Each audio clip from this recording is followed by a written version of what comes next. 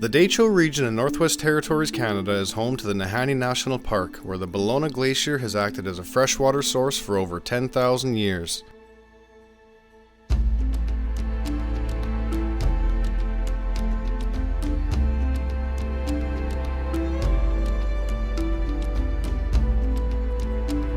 This water flows into the South Nahanni River, past Nalicho Falls and into the Liard River, maintaining the link between Dehcho communities through their two most valuable resources, the land and the water. Each community in the Dehcho is separated by hundreds of kilometers and surrounded by their own uniquely beautiful landscapes. Litlikwe, where the Liard and Dehcho rivers meet. Achodeneko, land of the giants, the only place in the north where the trees are big enough to build boats. Thekedeli, where the water flows over the rock on the shores of the Dehcho River. Nahade, beautiful Nahanni Butte. Sambake, on the shores of Trout Lake, and Pitsike, Wrigley. Historically known as a meeting place, Fort Simpson is a modern society located on an island with all services and a very strong business acumen.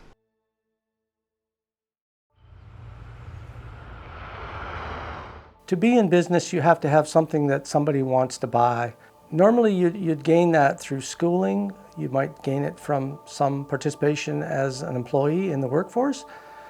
It's not just knowledge, but it's skills dealing with people in the service industry, especially like tourism. My name is Sean Welly, and I'm the manager of the Dehcho Business Center. We focus on three major areas. We provide business services to businesses. We try to encourage capacity building in the region so that people can participate better in their own economic development. And we focus on developing youth in mind so that they can participate in the economy as well. Well, although we're based in Fort Simpson, we do serve 6 communities. We serve Wrigley, we serve Fort Simpson, we serve Jean Marie, Nahanni Butte, Sambake, and Fort Liard. We do visit these communities, but if people were to come into our offices here in Fort Simpson, the services we could offer are loans up to $200,000. We also can partner with other stakeholders like ITI and the Business Development Investment Corporation, now known as Prosper NWT. Everything is free here. We will help you to do a business plan, and we'll also connect you with other financial sources. We have a resource center here that has a couple of computers that people can work on their own business plan with some assistance. Printing, computer advice, almost anything you can think of. And we get a lot of people just coming in with some problems or issues that they want to have an ear to talk to. And if it's business related, we're here to help. It started in 1998, so it's been around for about 26 years. I've personally been with the organization for close to 24 years. I started out as an economic development officer. We normally are 2 people in the office and the manager. So now I'm the manager, but I did a lot of years as the economic development officer. I'm Chief Kaylee Antoine of Litlikwe First Nation here in Fort Simpson, Northwest Territories. We have grocery stores, we have convenience stores, we also have various different government departments, we've got recreation and a lot of things that are really tied closely to the land. And so doing business in our region here, it's best to focus on that connection. We've just recently constructed a cultural tourism camp here in our community. We want to offer cultural experiences to our visitors, but also provide some good infrastructure for our people to practice their culture, their language, and really dive back into their rich heritage. From arts and crafts to even firewood, biomass is really seen as something that could really help our communities, not just experience that warm heat, but to also create opportunities for them and their family to harvest firewood. The last couple of years have been very difficult here in the north, and if we can all do our part, it could also fire smart our communities and provide a level of safety for our loved ones. The Dehcho region depends on its multimodal transportation network to connect people through businesses such as the local taxi company White Rock Solutions, medical travel through AA Ventures, dedicated marine staff ensuring a smooth first sailing of the season until the last, Cooper's Barging and G&WT's Marine Transportation Services transports essential commodities north on the Dehcho River alongside recreational users, truly making Fort Simpson an exciting place in the summer. With NOAA and Rose Construction partnering to build ice crossings and maintain the highway to this regional center, from Great Slave Lake helicopters to Jock and Laverna at South Nahanni Airways with their fleet of planes which can accommodate all sizes of groups traveling into the Nahanni National Park, the Dehcho region's industry is largely built around transportation.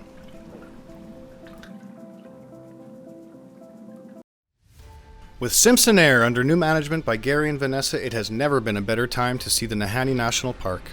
Whether it's in the Beaver or a Cessna, their flight tour ensures you won't miss a thing. Experienced pilots will fly you into some of the most remote, wild, and beautiful locations in the world. Witnessing firsthand the incredible power of Nalicho Falls, which is twice the height of Niagara and can be heard roaring for kilometers.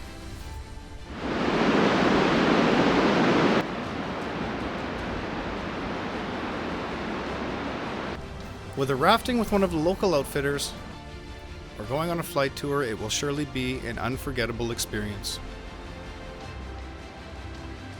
The second stop, Glacier Lake, is one of the few places where you can experience summer and winter in the same day, from exploring the Bellona Glacier ice fields to swimming or canoeing at Glacier Lake. The tour's last stop will take you through The Gap, where Little Doctor Lake can be enjoyed with exclusive cabins owned by Simpson Air, complete with sandy beaches where you can extend your stay in one of the most beautiful and iconic vacation spots in the north.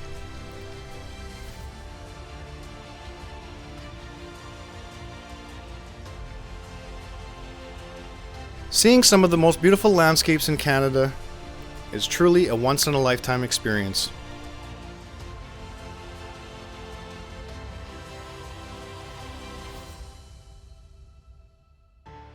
And whether you're visiting the park or utilizing one of our local tour operators like Gilbert and Mary Jane, Bob Norwegian, or Loyal and Rhea, who offer accommodations within Fort Simpson as well as their own unique resort. Klee Lake, a uniquely Dehcho resort outside of the Nahanni National Park where the Nahanni Naturalist Lodge acts as a healing center to reconnect with the land.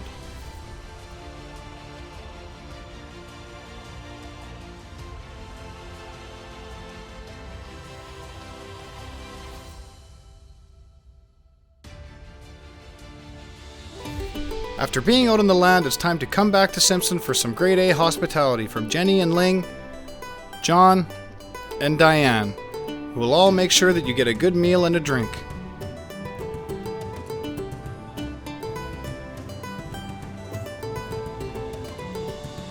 Whether it's a combo, their famous shrimp and wings, or a noodle dish, Pandaville has you covered.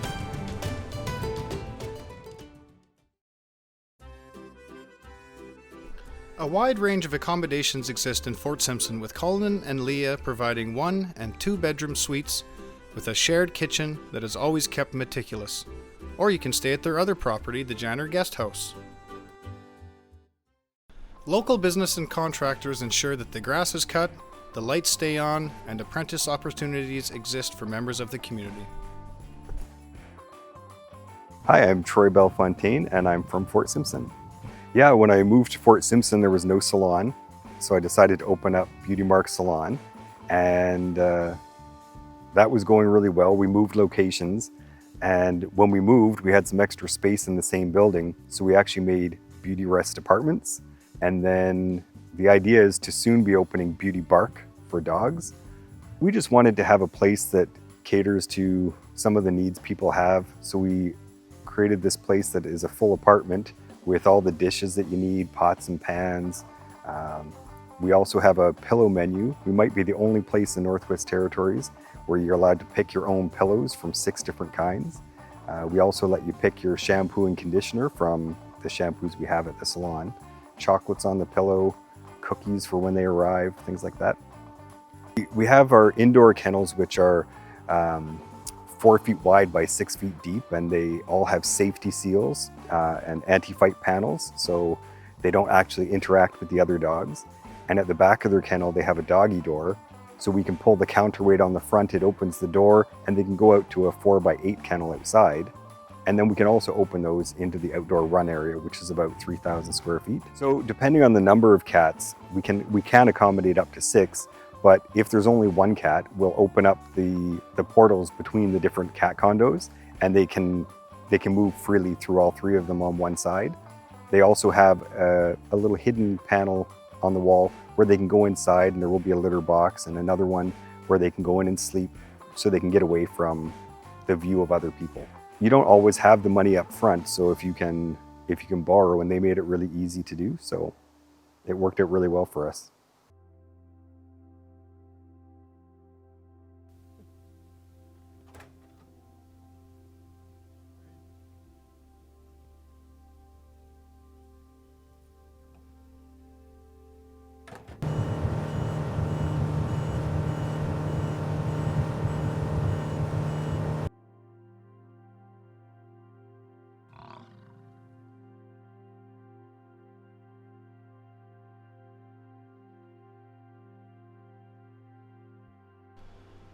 The community of Nahanni Butte in 2019 was once known for being ranked the 2nd worst in Canada on an infrastructure index for communities. Significant changes in priorities have advanced the community, and technological upgrades from satellite dishes to Starlink have allowed improved connectivity. Along with the rejuvenation of their fire department, the community is taking major steps to improving the quality of life for their residents.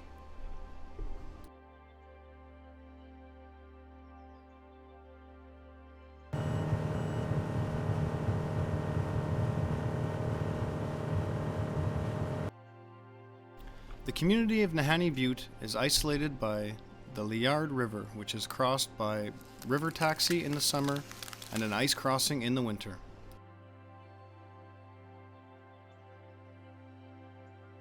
My name is Jean-Marie Conasanta, and I own Nahanni Expediting, and I pick up tours and I take them back up the river about 20 kilometers and to the village, and some of them from the village they fly back to Santam. Some of them go across to get picked up by vehicles. My name is Steve Vattel. I'm Chief of Nahade Deneban, and I'd like to welcome you to Nahanni Butte. Since I became chief, I've wanted to improve the infrastructure within the community, including the housing and the store expansion and new arbor in place, fitness center for the recreation, just constantly expanding. So my staff did a community survey, and that highlighted the actual needs. The top priority was housing, so I got to know that the community needs about 20 new houses to solve the overcrowding problem. And since then we worked very hard to get some of the housing done. As you can see, we have Housing and WT has completed a 4-plex project in the community. We're also getting another 7 units thanks to CMHC as well as Housing and WT. And there are a couple of more things coming up.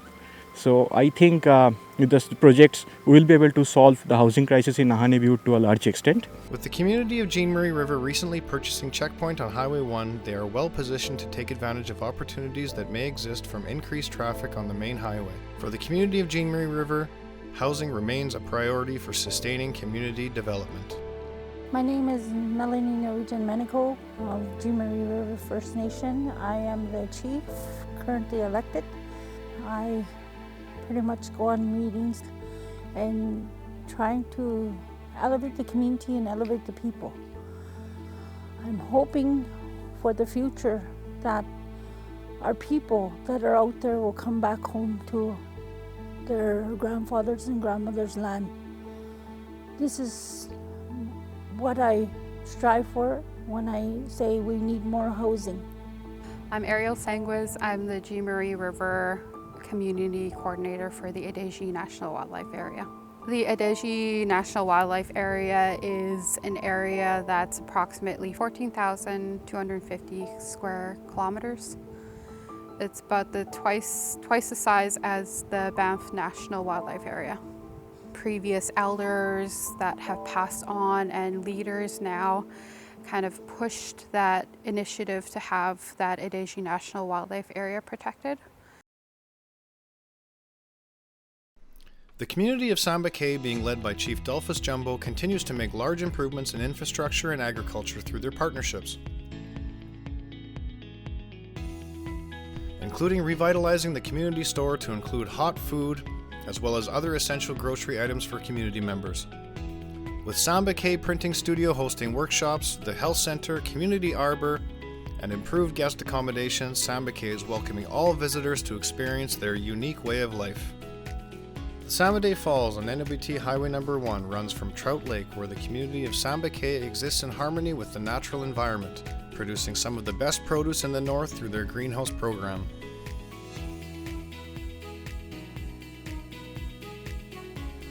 Accessible only by air in the summer and a winter road in the winter months, where you have the unique and beautiful opportunity to experience a seasonal road by traveling 126 kilometers through the boreal forest.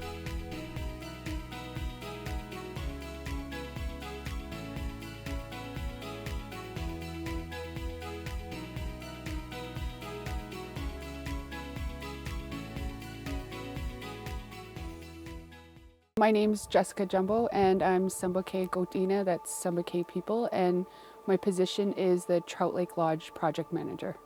So the lodge started back in the early 1950s with a couple of older fellows in the community, and it just started by one kitchen cabin here, and they slowly just started adding onto it. But over the years, the building started to deplete, and the community at the time didn't have the capacity to rebuild. And my younger sister came over and realized it was such a huge opportunity to be missing out on not having the site back out here again. One's a kitchen cabin, and then the other one's a open floor concept to hold meetings, or we talked about wellness camps.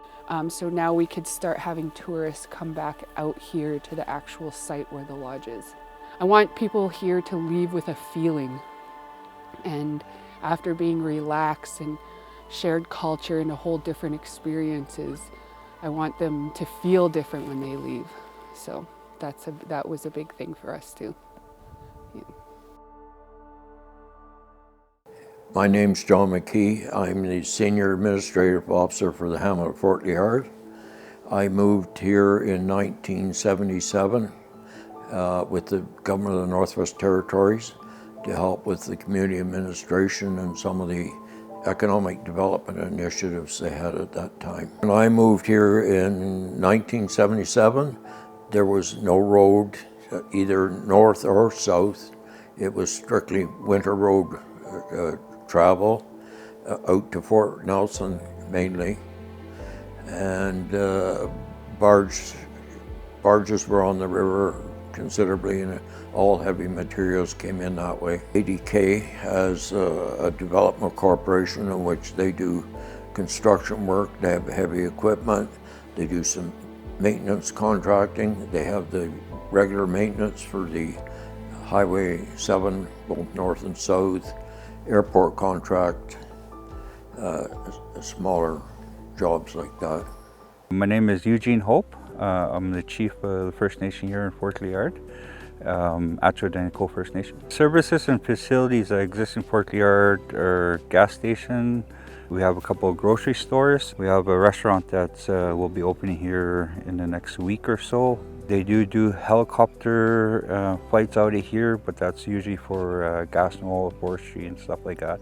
Other than that, we have municipal services, which services the community and the members here. Water, sewer, garbage, stuff like that, road maintenance. The major industry right now is, it kind of split between highway contracts and remediation and reclamation work for gas and oil. One thing is very important for the young people to understand is that we're in negotiations for land claim settlement. And with that, we'll need a lot of positions within the 80K government once the final agreement is signed. So it's very important that we have our graduates look at jobs like office administration and all that, lands, get into lands, and stuff that you can be part of the government once the final agreement is in place. I've always felt positive about the future. You know, when people come together, things happen. And it's been a number of years now that I've seen the change in the community. The community want to change, and I'm glad to be a part of it. The community of Wrigley depends on the Mackenzie River crossing at Dule for an ice crossing in the winter and ferry service during the summer.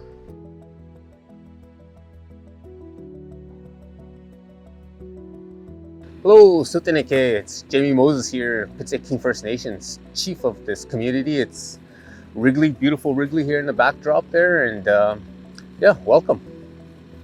Okay, yeah, well, currently we have the only municipal government we have, or only government we have, is the Pitseking First Nations, the chief and council. We also have a school, health center, an airport, the highway. We have an all-season highway that ends here in our community.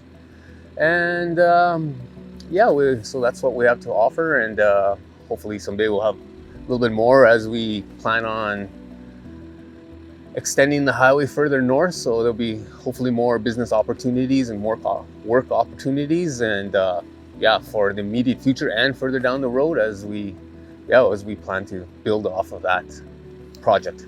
Right now, we're trying to develop our own housing society, and we actually have some units and we want to build on it. And so currently we have apprenticeship opportunities for members, carpentry, plumbing, and electricians. But also on another side note, we have 2 opportunities for mechanical apprentices. So these are some of the opportunities that we have. Once you have that journeyman ticket that says I can do this job, they can work anywhere and do as they please. And that's the kind of freedom we want to offer our members. It's not going to happen overnight, but we're on it, right? And we're really striving towards providing more housing and more opportunities in our community.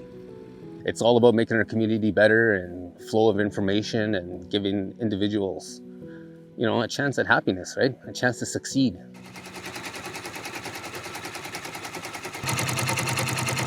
My name is Darcy Moses, and I am originally from Pitseking First Nation, which is here in Wrigley. I'm in the garment business. I have been for many years, starting in fur, now into home accessories and more sportswear, streetwear. I enjoy the process of creating something. I like the angle of working with Dene art, and I do enjoy the custom work as long as I get paid well for it. I'm getting into now pillows, home accessories, sofa throws. I'd like to start printing my own fabrics. I'm working with a company in the UK who can do me area rugs and shower curtains and things like that. So it'll all be part of that brand. At the end of this month, I go to Fort Providence, and I'm working with 10 to 12 guys there for a week-long vest workshop. Next weekend, I go to a healing camp at Clee Lake. We're gonna make knife cases and rabbit bags. We're gonna smoke tan an actual moose hide. And then next month, I head to Jean Marie River for a week for another vest workshop. And then after that, I go to Smith for a hat workshop. So I think teaching, I really enjoy that, and I'd like to do more of it. Yeah. My name is Wes Pellacy. I'm the owner of Brave Adventures Limited. It started here in Wrigley in the summer of 2003, and I was doing some channel markers for the Canadian Coast Guard, doing the brushing around the navigational markers, and right over there on the other side of that point is where I did my first job. So this is one of the most beautiful places around, and to work here and live here is just amazing. There's a lot of opportunity here in Wrigley. If we work together and we put our minds together, the sky's the limit. Right now, Brave Adventures is taking care of the highway maintenance on the the Wrigley beat for the infrastructure, Department of Infrastructure with the government. And we have a grader, a plow truck, an excavator, a loader, and we also have a fleet of 7 mulchers based out of Hay River. And we have 2 large nod wells and 1 smaller nod well for firefighting in the summers. 2 ditch mowing tractors fully equipped for mowing ditches on the NWT highway systems. And we also have a couple jet boats too. We take people out once in a while on the river or on the lake if they want to go for a ride. From our humble beginnings back in the day with just chainsaws and an old beat up pickup truck, we've come a long way, and I'm really glad Dehcho Business Development Center had faith in me way back in those days and helped me along until I was on my own. We wanted people to know, not only in the Dehcho, but in other areas potentially, of what the investment opportunities might look like here, how it would be to deal with people here, because we aren't so isolated. We want to develop an economy which brings in investment and visitors, and we deal with the world here. So I think it's important that people outside this region know what we're about, and that we are trying to control our own destiny and grow our own economies in all our communities. I hope to see some of the businesses which are smaller right now expand and grow, and it's been a pleasure over the last 20 years to see some of the small clients that we first started out with eventually become so big that they move on to other bigger and better things, and they just outgrow us. That's actually something when you can stand back and say that you know you've really assisted the region.